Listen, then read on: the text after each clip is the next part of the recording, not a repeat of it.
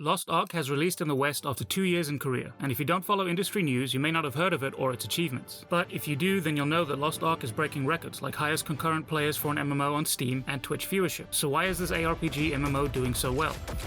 Well, for one, it's had time to bake. As I mentioned before, Lost Ark was available in Korea, Japan, and Russia for the last 2 years. So it's had time in active players' hands to get polished and tweaked. When the West finally got it, we skipped that rough patch that most MMOs go through at launch. But we've had other wildly popular games in the East make their way to the West and completely flop. So I don't think it's this alone. Another point to factor in is the current hunger in the industry for an MMO. If 2021 taught the MMO industry anything, it's that players really want a good MMO to play. We had some sizable launches with games like Crowfall and New World, which also had insane player numbers upon launch, as well as notable expansions from established MMOs. And the amount of excitement and hype surrounding these launches were breaking records in their own right. Final Fantasy XIV sold out of copies on its digital storefront. You heard that right. Unfortunately, the majority of these releases missed the mark. Crowfall has all but shut down, and New World managed to do the impossible. Most MMOs release in a broken state and slowly get fixed with each patch. New World released in a stable condition only to be broken bit by bit with each update. But despite the end result of these games, the time leading up to these launches still demonstrated the desire for a new MMO in pre-sales and early access viewership. People are ready for a new MMO, and Lost Ark couldn't have launched at a better time. Obviously, why an individual may like Lost Ark will be subjective. For some, it'll be the smooth combat and diverse classes. For others, it'll be the endgame progression and gear treadmill, and some will enjoy the massive world dotted with islands to explore and items to collect. But the strength of Lost Ark is how easy it is to take part in these different playstyles. It's not uncommon for an MMO to have numerous activities, but they often feel like they come with a catch or even extra hoops to jump through. Doing high-end PvE but there's no matchmaking. Doing PvP but gear isn't equalized. Playing on different ults but sacrificing your main's progression. Achievement or collectible hunting but having no in-game benefits to doing so. Lost Ark never makes you feel bad or like you're making a trade-off for playing a certain way. Want to do late-game PvE? Great, go for it. There are many choices, all of which have matchmaking and looking for group, and all but the Abyssal dungeons can be completed solo. You want to do PvP? Cool, gear is equalized. You have access to all your class's abilities, a handful of game modes including 1v1, and has matchmaking available. You don't even need to hit max level to start taking part. And if you're like me, an admitted altaholic, and spend most of your playtime jumping from class to class, not actually getting any real progression done, Lost Ark's got you. In Lost Ark, having multiple ults is easy, rewarding, and a viable way to progress your main's gear. What I'm getting at is that in many other MMOs, it feels like you're being told how to play. You're told that matchmaking in late-game Pve content is bad because the content is so hard that you need to manually form a composition of classes and have a reliable means of communication. You're told you can't have 1v1 PvP matchmaking because some classes would be too strong. And where a lot of us spent the last 10 years playing online games saying, yeah, I guess that's true, and accepted it, the creators of Lost Ark said, so, it's a game. Until eventually...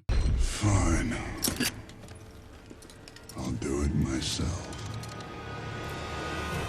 You're right, late-game Pve content will probably be more challenging by not being able to manually pick the classes that come with you, but you have that option of automatic matchmaking, and if you want LFG, you have that option too. 1v1 PvP will undoubtedly be dominated by certain classes, but you have that option if you want to play knowing that, and it's not like 3v3 is taken away, it simply gives you more options. And whichever way you decide to spend your time in Lost Ark, it doesn't feel like you're doing it at a cost or a compromise. Now, Lost Ark is by no means perfect. I've just spent 3 paragraphs praising the options it gives players, yet it has the Eastern trope of gender-locked classes. The initial leveling to 50 is exceptionally linear and frankly dull, and while I've said that Lost Ark does an excellent job catering to multiple playstyles, if you play these games for lore and story, I think you're going to be disappointed with what Lost Ark has to offer. But these feel like minor issues for finally getting to play an MMO in the playstyle you want. We are only 3 weeks in since the Western launch, so it's still too soon to know if Lost Ark will be here to stay or if it'll follow the pattern of other recent MMO releases. We are also very much in the honeymoon phase, and there are still valid concerns that we don't know until time has passed,